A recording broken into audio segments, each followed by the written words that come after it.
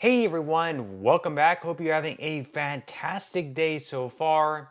So, all beneficiaries of Social Security, whether you're a retiree, whether you receive SSI benefits, or whether you receive disability benefits, next year you are going to be receiving some type of an increase. However, some beneficiaries are going to be able to receive an increase as much as $2,350. We're going to be going over who is going to be receiving that large of an increase next year in 2025. But before we go ahead and dive into it for today, if you would like to receive up to $200 in free stock or $200 in free cash, in a pinned comment below, I will be leaving a link to Robinhood.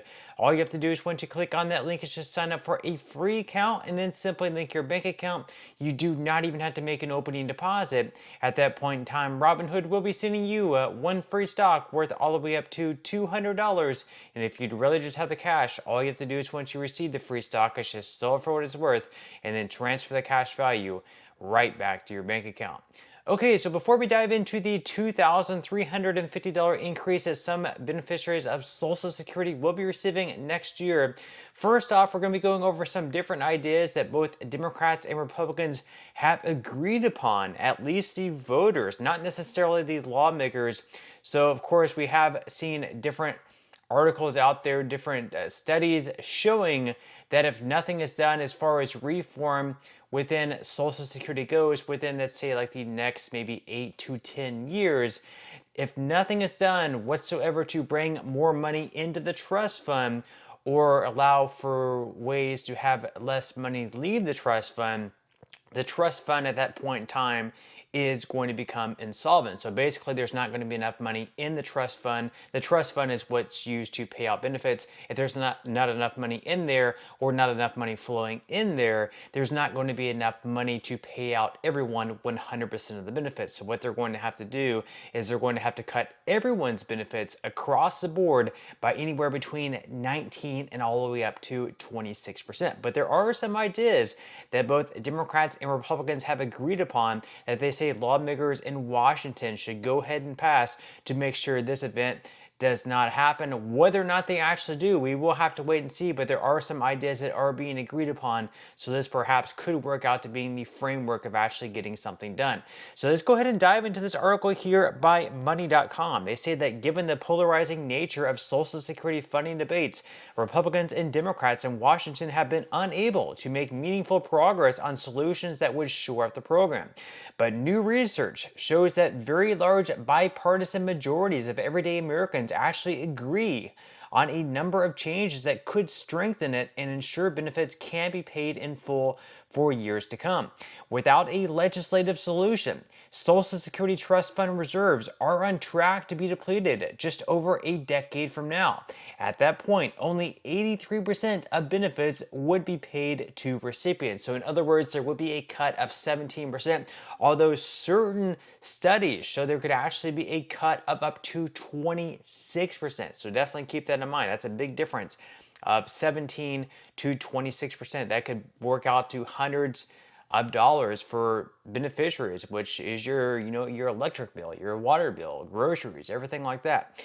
Now the article goes on to say that here are the 4 proposals that are broadly supported by Republicans and Democrats in the new survey, which oversamples swing states. So first off, 87% support subjecting wages over $400,000 to the Social Security payroll tax. So basically, first off, this is what they mean by that.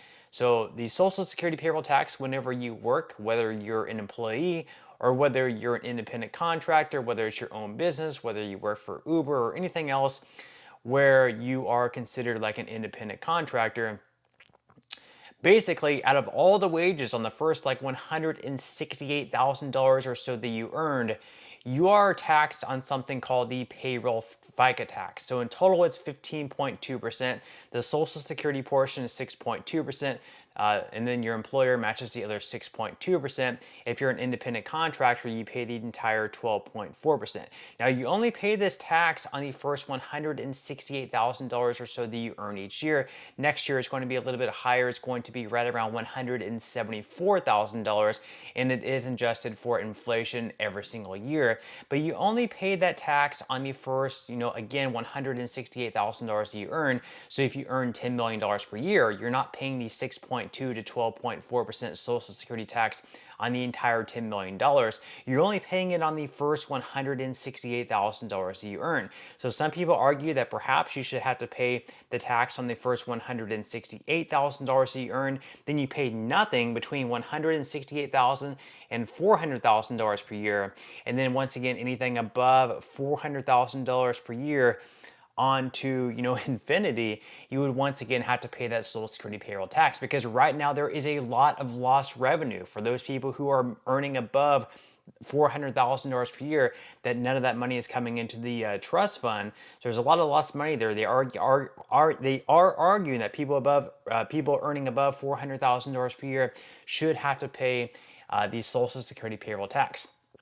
Now, the second thing that's being agreed upon is that 86% support gradually increasing the payroll tax from 6.2% to 6.5% over 6 years. So once again, like I just mentioned, you're paying 6.2% if you're an employee. If you're self-employed, you're paying the entire 12.4%.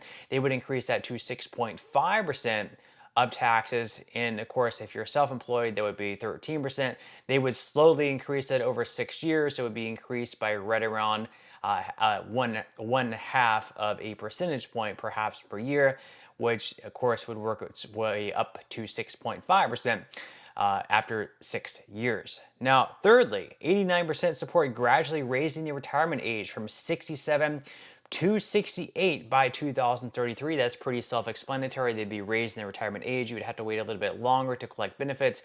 That, of course, would help the trust fund become more sustainable. But, of course, at the same time, you'd actually have to wait longer to receive your full retirement benefits. And this would most likely impact those below the age of 40. And then finally, 92% support reducing benefits for the top 20% of earners by income. So if you're one of those who earns like a max benefit for Social Security, if you're earning like $4,800 next year, it's going to be close to $5,000. That would be reduced by a certain amount. No telling what. So maybe instead of receiving $5,000, you would only receive $4,000. That, of course, would also sustain the trust fund a little bit longer. Now, they go on to say that put together, these 4 changes would address 101% of Social Security's 75-year funding shortfall, which would provide a comfortable buffer from an actuary perspective. According to the report, the first of those proposals is in line with the Biden-Harris administration policy stance, and the $400,000 figure correlates with its pledge not to raise taxes on anyone below that income threshold. Now, moving on to some other news, of course, like I mentioned earlier on, there's going to be certain beneficiaries of Social Security receiving an increase next year of right around $2,350. You can see this article right here from the West Alabama Watchman. So the 2025 cost of living adjustment will bring notable changes to Social Security and supplemental security income benefits. This increase is expected to improve both retirement and Social Security disability insurance benefits, ensuring that beneficiaries keep up with inflation, while the general COLA increase is about 2.5%. Those eligible for the maximum benefit at full retirement age will see a more substantial rise. So in 2024, the max Social Security benefit for individuals filing at the full retirement age is $3,822 per month. However, with the 2025 COLA increase, this figure will jump to $4,018 per month, which is a $196 increase. This represents a 5.13% rise, significantly higher than the general 2.5% COLA applied to most beneficiaries. And then, of course, a raise of $196 per month would work out to over a year of right around $2,350. This larger boost benefits higher earners who have consistently contributed to the Social Security system over their careers. These individuals will see a greater return on their contributions than the average beneficiary. So Again, if you receive the max amount, in that case, you are going to be receiving an increase of right around $2,350. For the average retiree, you're going to be receiving an increase of right around $48 per month.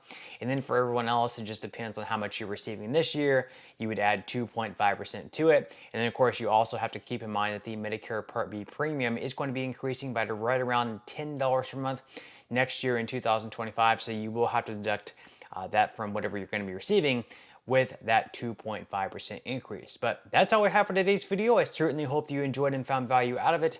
If you did, again, I would greatly appreciate if you could give this video a like. Consider subscribing to my channel if you have not already, and I will see you in the next video.